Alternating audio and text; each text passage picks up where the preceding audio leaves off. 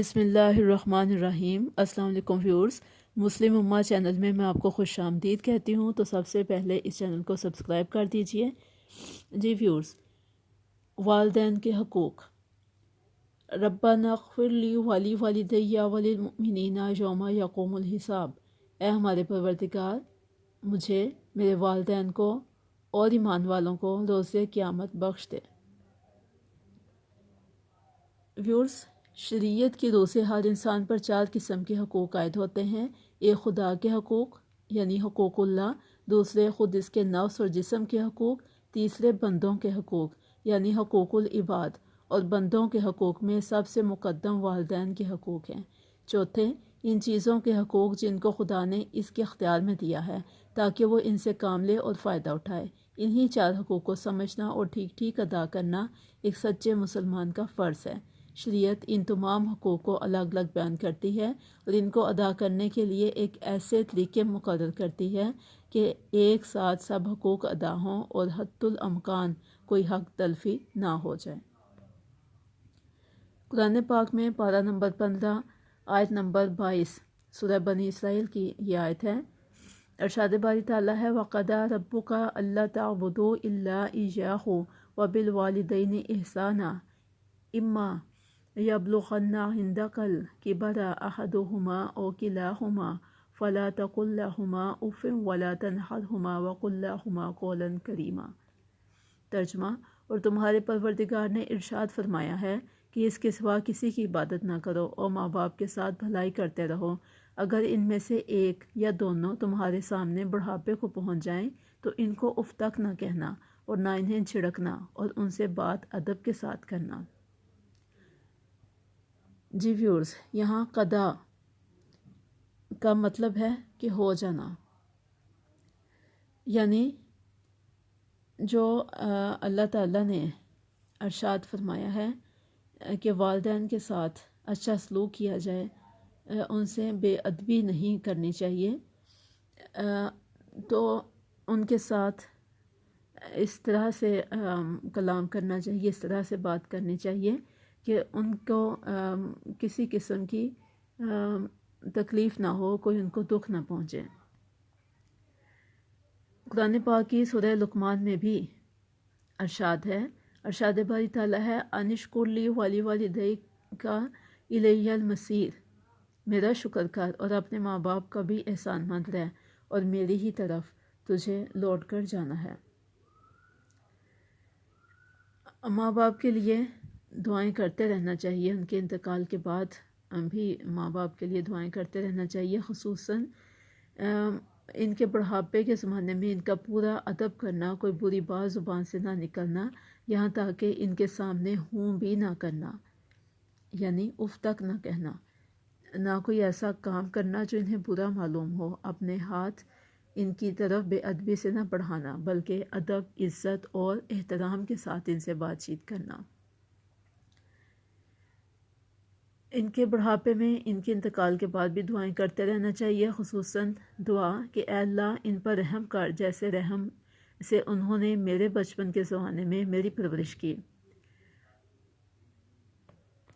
ایک دفعہ آپ صلی اللہ علیہ وآلہ وسلم ممبر پر چڑھتے ہوئے 3 مرتبہ آپ صلی اللہ علیہ وسلم نے آمین کہی۔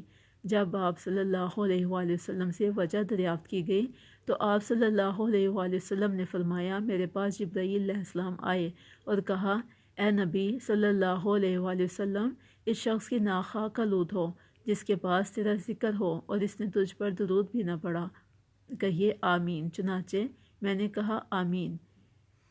پھر فرمایا اس شخص کی ناک بھی اللہ تعالیٰ خاک آلود کرے جس کی زندگی میں ماہ رمضان آیا اور چلا بھی گیا اور اس کی بخشش نہ ہوئی، آمین کہیے۔ چنانچہ میں نے اس پر بھی آمین کہی۔ پھر فرمایا اللہ اسے بھی برباد کرے جس نے اپنے ماں باپ کو یا ان میں سے ایک کو پا لیا اور پھر بھی ان کی خدمت کر کے جنت میں نہ پہنچ سکا، آمین کہیے۔ میں نے کہا آمین۔ مسند احمد کی حدیث میں ہے جس نے کسی مسلمان ماں باپ کے یتیم بچے کو پالا اور کھلایا پلایا یہاں تک کہ وہ بے نیاز ہو گیا، اس کے لیے یقیناً جنت واجب ہے، اور جس نے کسی مسلمان غلام کو آزاد کیا اللہ اسے جہنم سے آزاد کرے گا۔ سبحان اللہ۔ اللہ اسے جہنم سے آزاد کرے گا، اس کے ایک ایک عضو کے بدلے اس کا ایک ایک عضو جہنم سے آزاد ہوگا۔ اس حدیث کی ایک سند میں ہے کہ جس نے اپنے ماں باپ کو یا دونوں میں سے کسی ایک کو پا لیا پھر بھی دوزخ میں گیا، اللہ اسے اپنی رحمت سے دور کرے۔ ایک انصاری نے حضور صلی اللہ علیہ وآلہ وسلم سے سوال کیا کہ میرے ماں باپ کے انتقال کے بعد بھی ان کے ساتھ میں کوئی سلوک کر سکتا ہوں؟ آپ صلی اللہ علیہ وآلہ وسلم نے فرمایا ہاں، 4 سلوک۔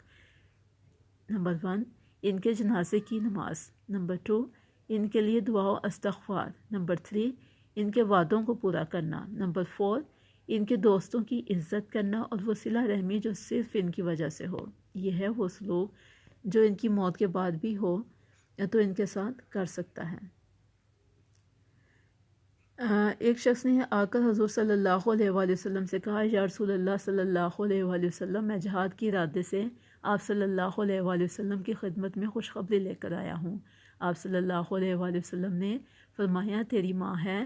اس نے کہا ہاں۔ فرمایا جا اسی کی خدمت میں لگا رہ، جنت اسی کے پیروں کے پاس ہے۔ 2 بارہ سہ بارہ اس نے مختلف مواقع پر یہی بات دہرائی اور یہی جواب حضور صلی اللہ علیہ وآلہ وسلم نے بھی دہرایا۔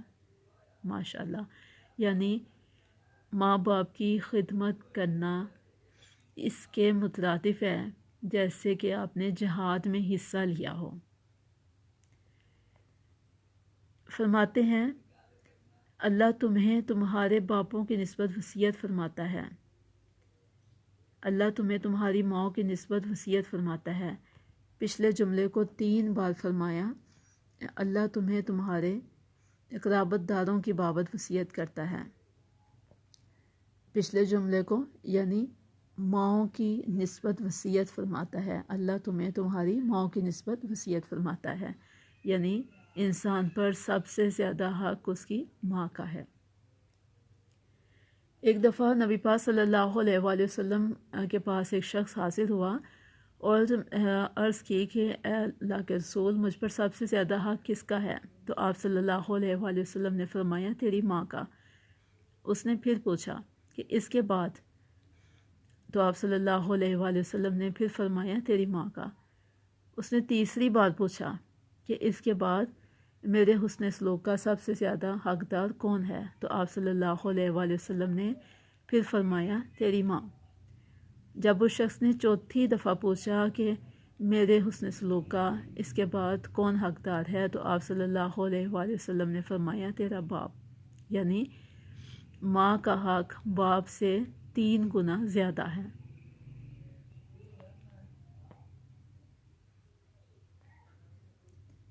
جی ویورز، سورہ بنی اسرائیل کی ہی آیت میں ارشاد باری تعالیٰ ہے وَاخْفِضْ لَهُمَا جَنَاحَ الذُّلِّ مِنَ الرَّحْمَةِ وَقُلْ رَبِّ ارْحَمْهُمَا كَمَا رَبَّيَانِي صَغِيرًا۔ ترجمہ، اور عجز و نیاز سے ان کے آگے جھکے رہو اور ان کے حق میں دعا کرو کہ اے پروردگار، جیسا انہوں نے مجھے بچپن میں شفقت سے پرورش کیا ہے تو بھی ان کے حال پہ رحمت فرما۔ ایک اور جگہ ارشاد باری تعالیٰ ہے ربکم اعلم بما فی نفوسکم ان تکونوا صالحین فانہ کان للأوابین غفورا۔ ربکم اعلم بما فی نفوسکم، تمہارا پروردگار خوب جانتا ہے جو تمہارے دلوں میں ہے۔ ان تکونوا صالحین، اگر تم صالحوں میں سے ہو یعنی نیکوکاروں میں سے ہو، فانہ کان للأوابین غفورا، تو بے شک وہ بخشنے والا ہے اوابین کو۔ یہاں اوابین کی وضاحت کر دوں کہ اس سے مراد وہ لوگ ہیں جن سے جلدی میں اپنے ماں باپ کے ساتھ کوئی ایسی بات ہو جاتی ہے جسے وہ اپنے نزدیک عیب کی اور گناہ کی بات نہیں سمجھتے ہیں، چونکہ ان کی نیت بخیر ہوتی ہے اس لیے اللہ ان پر رحمت کرتا ہے۔ ٹھیک ہے، اوابین وہ لوگ ہیں جن سے کوئی بات ایسی ہو جاتی ہے جو کہ وہ غلط بات نہیں سمجھتے ہیں، گناہ کی بات نہیں سمجھتے ہیں، تو اللہ تعالیٰ ان پر اپنی رحمت کرتا ہے۔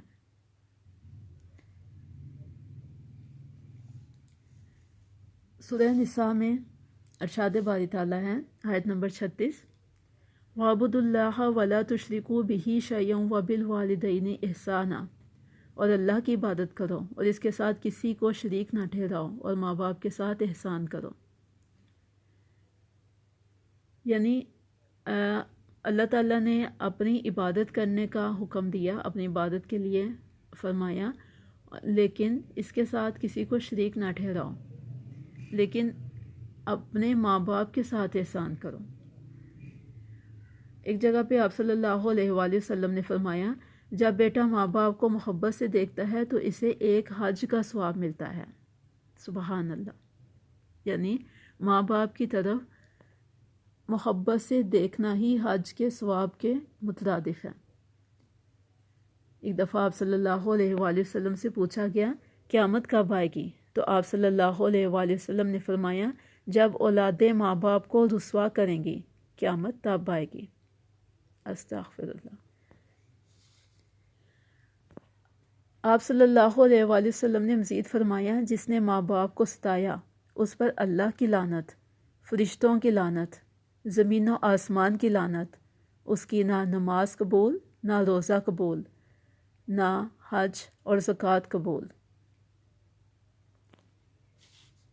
اسی طرح سورۃ العنکبوت،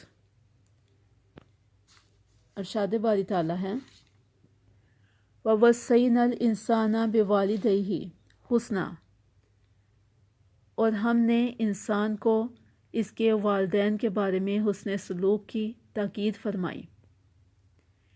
وَإِن جَاهَدَاكَ، اور اگر وہ تجھ سے کوشش کریں، لِتُشْرِكَ، کہ تو شرک کرے، بھی میرے ساتھ، مَا لَيْسَ لَكَ بِهِ، جس کا تجھے علم نہیں ہے، فَلَا تُطِيعْهُمَا، تو ان کی اطاعت نہ کر۔ یہاں بھی یہی بات انسان کو وضاحت کی گئی ہے، یہی بات انسان کو بتائی گئی ہے کہ والدین کے ساتھ حسن سلوک کرنا چاہیے، لیکن اگر وہ اللہ تعالیٰ کے ساتھ کسی کو شریک کرنے کے لیے کہیں، کسی ایسے کو کہ تو اس کے بارے میں نہیں جانتا، کیونکہ اللہ تعالیٰ کی ذات تو واحد ہے، یکتا ہے، اس کا کوئی شریک نہیں، فَلَا تُطِيعْهُمَا، تو ان کی اطاعت نہ کر، یعنی اپنے والدین کی بات نہ مان، لیکن اس کے علاوہ اپنا ہر فرض پورا کر، ان کی خدمت میں کوئی کمی نہیں ہونی چاہیے۔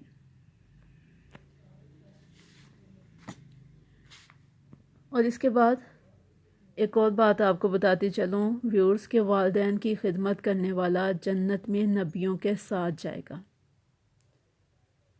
ایک دفعہ آپ صلی اللہ علیہ وآلہ وسلم کے پاس ایک شخص حاضر ہوا اور شکایت کی کہ میرا باپ میری اجازت کے بغیر میرا مال خرچ کر لیتا ہے۔ تو آپ صلی اللہ علیہ وآلہ وسلم نے ارشاد فرمایا، تو اور تیرا مال تیرے باپ کا ہے۔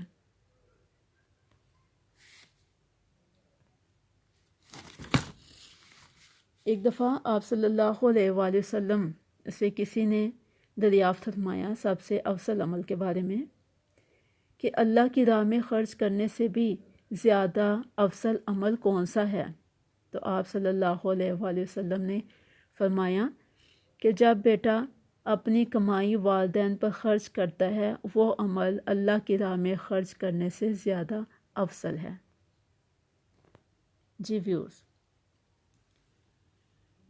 ہمیں حتی الامکان ہمیں کوشش کرنی چاہیے کہ والدین کے ساتھ کسی قسم کی بے ادبی نہ کریں، کوئی گستاخی نہ کریں، انہیں اف تک نہ کہیں، اور عجز و نیازی، عجز و انکساری کے ساتھ ان سے بات کریں،